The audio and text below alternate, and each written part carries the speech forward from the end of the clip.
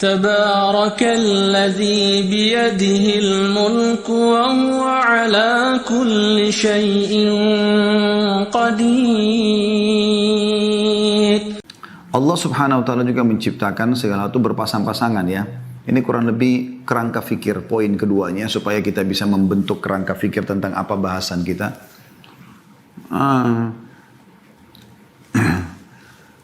Allah menciptakan berpasang-pasangan maksudnya begini. Ada malam dan siang, ada muda dan tua, ada laki-laki dan perempuan, ada sehat dan sakit, ada muda dan tua, ya. Ada terang dan gelap, ya. Ada benar dan salah, ya. Ini berpasang-pasangan, ada kanan, ada kiri, ya. Ini semua berpasang-pasangan. Sebagaimana juga ada hidup, ada mati, ya. Ada dunia, ada akhirat. Nah, ini sebuah rangkaian teman-teman. Siapa yang memahami ini, maka dia akan sangat tenang melalui kehidupan. Karena pada saat dia sakit, dia tahu, dia pernah sehat. Dan ini pasangan, tidak mungkin dipisahkan. Pada saat dia sehat, dia bersyukur. Pada saat dia sedang sakit, dia bersabar, kan gitu. Pada saat dia lagi kaya, dia bersyukur. Pada saat dia lagi diuji oleh Allah SWT dengan kemiskinan, dia bersabar. Maka selalu begitu, ya. Pada saat masa muda dia isi dengan kesempatan menggunakan tenaganya dalam kebaikan. Pada masa tua, ya, dia tinggal mempertahankan itu. Nah, seperti itu kurang lebih gambarannya. Nah, orang akan bisa stabil hidupnya karena dia melalui itu.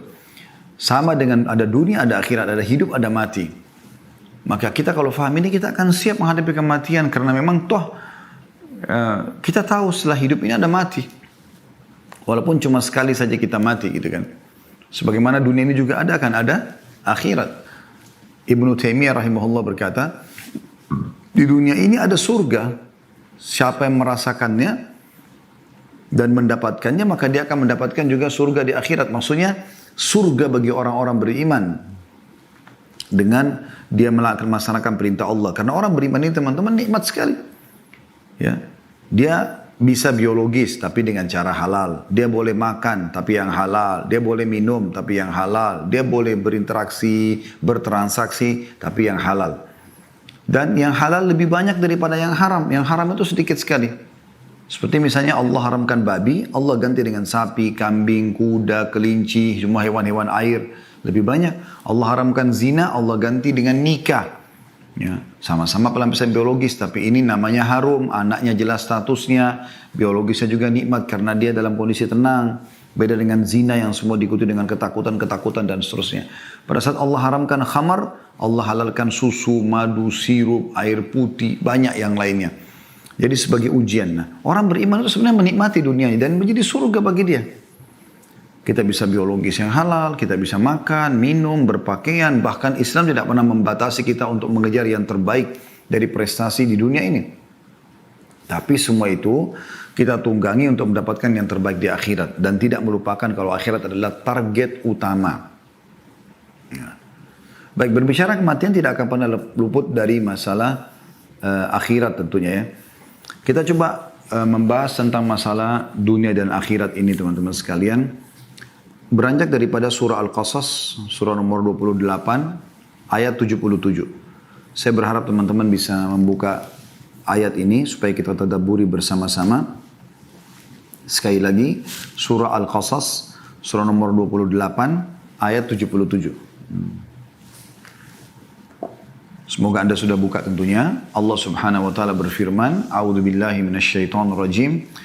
Wabtaghi fima ataqallahu ad-daral akhirah wa la tansa nasibaka minad dunya wa ahsin kama ahsanallahu ilaik wa la tabghil fasada fil ard innallaha la yuhibbul mufsidin.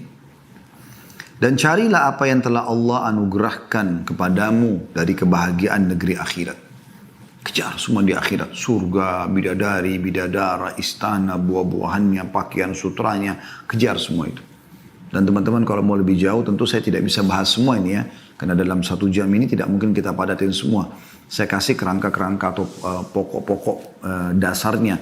Tapi Anda bisa kembali, ada kajian saya di YouTube membahas buku ini. Rasulullah SAW bercerita tentang surga dan neraka. Ini sekitar 30 pasal sekian surga, 30 pasal sekian neraka. Ini ada bahasan sendiri. Ya. Dan setiap pasal itu bisa dilewatkan satu pertemuan. Artinya ini bisa 60, 50, 60 kali pertemuan. Ya. Baik teman-teman sekalian, Allah mengatakan kejarlah apa yang Allah janjikan di akhirat sana. Itu target utama seorang muslim. Targetnya adalah akhirat, bukan dunia. Dan jangan kamu lupakan bagianmu dari kenikmatan dunia. Selama halal nikmati. Islam tidak pernah melarang itu.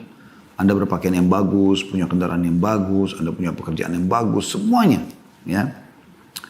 Dan berbuat baiklah kepada orang lain sebagaimana Allah telah berbuat baik kepadamu. Selama kau di dunia, berbuat baiklah. Dan janganlah kamu berbuat kerusakan di muka bumi. Ya, jangan mengacaukan, membuat keonaran dan segala macam. Buat kemaksiatan. Sesungguhnya Allah tidak menyukai orang-orang yang berbuat kerusakan. Ya, tapi saksi bahasan kita adalah potongan pertama ayat. Jangan kamu lupakan bagian, kejarlah apa yang Allah janjikan di akhirat nanti. Dan jangan lupakan bagianmu dari dunia. Baik teman-teman sekalian. Seorang muslim di poin yang ketiga yang saya ingin bahas. Dianjurkan agar selalu mengisi waktu yang terbatas di dunia dengan amal-amal saleh. Untuk dia bawa ke akhirat sana. Coba kita dengarkan teman-teman sekalian bagaimana Umar bin Abdul Aziz rahimahullah. Kita dengarkan dulu ayat Al-Quran ya. Kita coba tadabburi ayat Al-Quran yang juga Allah menjelaskan kalau dunia ini kita lalui iya. Kita kejar prestasi terbaik iya. Tapi untuk akhirat ya. Supaya nanti kita panen di sana. Setiap kali orang selalu hubungkan pekerjaannya, interaksinya dengan akhirat. Maka dia akan tentram. Ya. Sekarang contoh misalnya, suami menasihati istrinya. Kalau dia targetnya adalah mengejar pahala yang dia akan panen dari Allah di akhirat nanti. Dengan cara menasihati istrinya. Atau istri pada suami. Atau orang tua pada anak. Atau anak pada orang tua. Atau teman dengan teman. Atasan sama bawahan. Bawahan sama atasan. Masyarakat dengan pemimpin. Pemimpin para masyarakatnya. Semua saling mengejar apa yang dijanjikan di akhirat. Akan indah sekali kehidupan itu. Karena setiap orang akan berusaha memberikan yang terbaik. Karena dengan baiknya orang itu, semenjak dia jadi baik, dia patuh kepada Allah beramal saleh, kita akan panen pahalanya. Ya. Dan itu yang diwasiatkan Nabi SAW kepada Ali bin Abi Thalib pada saat beliau ya ingin menyerang membawa pasukannya menyerang benteng Khaybar orang-orang Yahudi. Beliau mengatakan, hai Ali, ketahuilah, kalau kau menjadi penyebab satu orang dapat hidayah, dapat petunjuk, maka kau akan mendapatkan lebih baik daripada humurun ni'am. Humurun ni'am itu nikmat terbesar, ya. Yang buat orang senang di muka bumi ini. Pada saat itu digambarkan dengan unta betina yang sudah memerah badannya atau besar gitu ya. Allah berfirman dalam surah Mu'min ayat 39. Surah Mu'min ayat 39. Kalau Anda mau buka juga silahkan. Potongan ayat di situ Al-Mu'min 39. Potongan ayatnya ada di situ. A'udzubillahi minasyaitonirrajim. Innama hadhil hayatud dunya mata'un wa innal akhirata hiya darul qarar. Sesungguhnya kehidupan dunia ini hanya kesenangan sementara. Ya, pupuk untuk bawa ke akhirat. Dan sesungguhnya akhirat itu negeri yang kekal. Negeri yang abadi.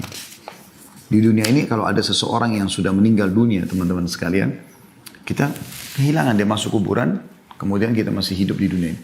Kita kehilangan interaksi sama dia di dunia ini. Tapi kita akan, orang yang beriman tentang akhirat tahu ini akan ketemu bersama dengan dia.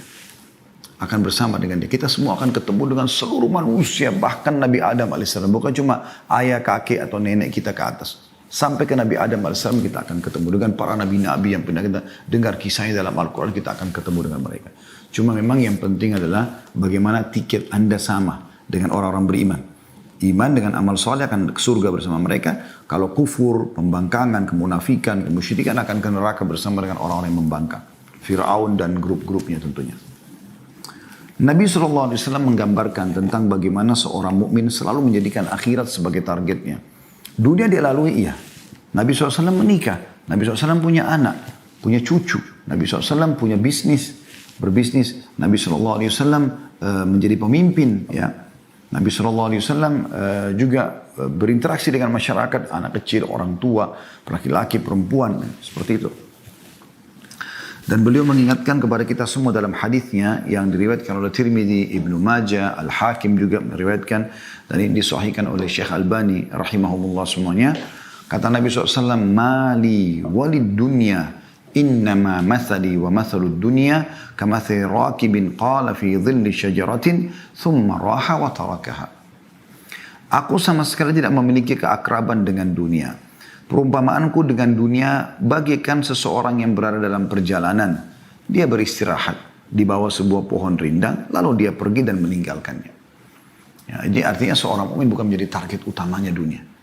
Bahkan para sahabat, ya, dinukil dari para tabi'in, dikatakan bahwasanya saya telah menemui orang-orang, maksudnya dari kalangan sahabat Nabi, dan tidak pernah sama sekali mereka merasa sedih dengan hilangnya dunia dari mereka, atau apapun dari urusan dunia ini. Mereka lebih merasa sedih kalau ketinggalan sholat subuh berjamaah, mereka lebih sedih daripada ketinggalan sholat tahajudnya, mereka sedih kalau tidak sempat bersedekah, kalau tidak sempat membaca Al-Quran, itu yang mereka sedih. Karena targetnya akhirat. Targetnya akhirat. Dunia datang, alhamdulillah, dia berusaha maksimal. Tidak datang atau luput dari dia, maka dianggap kecil bagi dia. Asal jangan sesuatu yang akan dia bawa menuju ke akhirat ini yang hilang. Dan Nabi SAW juga mengingatkan kepada kita, kun fid dunya ka'annaka gharibun aw abiri sabil. Jadikan dirimu di dunia ini seperti orang yang asing atau hanya orang yang melintas saja. Hadis riwayat Bukhari. Hadis riwayat Bukhari. Juga Nabi SAW bersabda, iqtarabatis sa'ah, wa la yazdadun nasu ala dunya illa hirsa, wa la yazdaduna minallahi illa bu'da. Hari kiamat telah dekat. Sudah banyak, miliaran orang melewat sebelum kita sudah meninggal semuanya. Kita pun akan masuk dalam keramaian itu, akan meninggal juga. Kemudian akan datang generasi setelah kita sampai terjadi kiamat. Lalu dibangkitkan semuanya. Ya, enaknya kita sebagai orang beriman sudah dapat bocorannya itu, teman-teman sekalian. Kata Nabi SAW, hari kiamat telah dekat. Karena sudah tinggal sedikit. Ini ujung-ujungnya saja kita hidup di akhir-akhirnya. Ya, sampai kata Nabi SAW, hitunglah termasuk tanda-tanda kiamat adalah meninggalnya aku. Dan Nabi SAW sudah meninggal 1400 tahun yang lalu. Hari kiamat sudah dekat. Tidak ada yang bertambah dalam diri manusia terhadap dunia melainkan ketamakan saja. Ada orang yang terlalu berlebihan, dunia aja dan tidak mau berpikir akhirat. Sehingga dia tidak perlu tahu itu halalkah, itu haramkah. Intinya dia dapatkan sikut sana, sikut sini, menipu sana, menipu sini, durhaka sama orang tua dan segala macam. Dan mereka tidak bertambah kepada Allah melainkan semakin jauh saja. Yahya bin Mu'adz mengatakan, rahimahullah, aku sama sekali tidak memerintahkanmu untuk meninggalkan dunia. Akan tetapi aku memerintahkanmu untuk meninggalkan dosa-dosa. Ya, selama dunia nikmati silakan, selama halal. Tapi jangan masuk ke pintu dosa. 5 huruf ini halal jaga, 5 huruf yang lain haram jauhi. Meninggalkan dunia hanya merupakan keutamaan, sedangkan meninggalkan dosa adalah sebuah kewajiban. Dan menegakkan kewajiban lebih penting bagimu dibandingkan kewajiban atau kebaikan-kebaikan dan keutamaan yang sifatnya tidak wajib. Ada sebuah statement yang menarik dari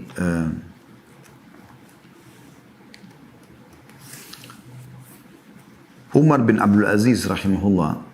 Beliau pernah mengatakan dalam salah satu khutbahnya, ya, ceramahnya, beliau mengatakan sesungguhnya dunia bukanlah tempat menetap untuk kalian.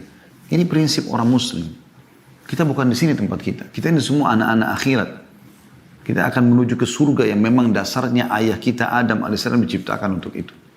Insya Allah kita termasuknya. Sesungguhnya dunia bukanlah tempat menetap untuk kalian. Karena Allah telah menentukan baginya kefanaan. Akan hilang dunia ini. Akan terjadi kiamat, hancur semuanya. Dan Allah telah menentukan bahwa penghuninya akan pergi. Meninggalkan dunia semua. Berapa banyak bangunan yang sangat kokoh menjadi roboh hanya dengan sedikit sebab. Gempa dan yang sejenisnya. Berapa banyak penghuninya yang bersenang-senang di dalamnya lenyap hanya dengan sedikit sebab. Banyak cuplikan di YouTube, ya. Lagi joget-joget, mati. Lagi duduk di pinggir pantai, kena tsunami. Terjadi gempa, hancur, segala macam. Kata beliau, maka perbaikilah. Semoga Allah merahmati kalian semua. Perjalananmu itu dengan sebaik-baik barang bawaan yang kalian miliki. Dan berbekallah. Dan sesungguhnya sebaik-baik bekal adalah takwa. Maksudnya kepatuhan kepada Allah. Allah perintahkan kerjakan, Allah larang jauhi. Dan ketika dunia ini bukanlah tempat menetap bagi seorang mukmin dan bukan pula tanah airnya yang hakiki, maka seyogyanya ia di dunia ini berada dalam satu keadaan di antara dua keadaan, yakni sebagai orang asing yang singgah di sebuah negeri yang di dalam benaknya hanyalah berbekal untuk kembali ke tanah airnya, dan atau yang kedua Bagaikan seorang musafir yang sama sekali tidak singgah. Siang dan malam hanya diisi dengan perjalanan menuju tempat tujuan, atau yang dimaksud sini adalah akhiratnya. Ya, akhiratnya. Jadi ini sebuah statement yang menarik ya. Beliau mengatakan dalam khutbah yang lain juga, setiap perjalanan membutuhkan bekal, maka bekalilah diri kalian dengan takwa untuk perjalanan dari dunia menuju akhirat. Jadilah seperti orang yang benar-benar diancam dengan siksa Allah sehingga kalian merasa takut dan berharap. Dan janganlah merasakan tenggang waktu yang masih panjang sehingga hati menjadi keras dan akhirnya kalian tunduk kepada musuh. Karena sungguhnya panjang angan-angan bagi orang yang tidak tahu bahwa dia tidak akan menemukan waktu sore ketika dia berada di waktu pagi, dan bagi orang yang tidak tahu bahwa dia tidak akan menemukan waktu pagi ketika dia berada di waktu sore. Padahal kematian sebenarnya telah ditetapkan baginya pada waktu itu.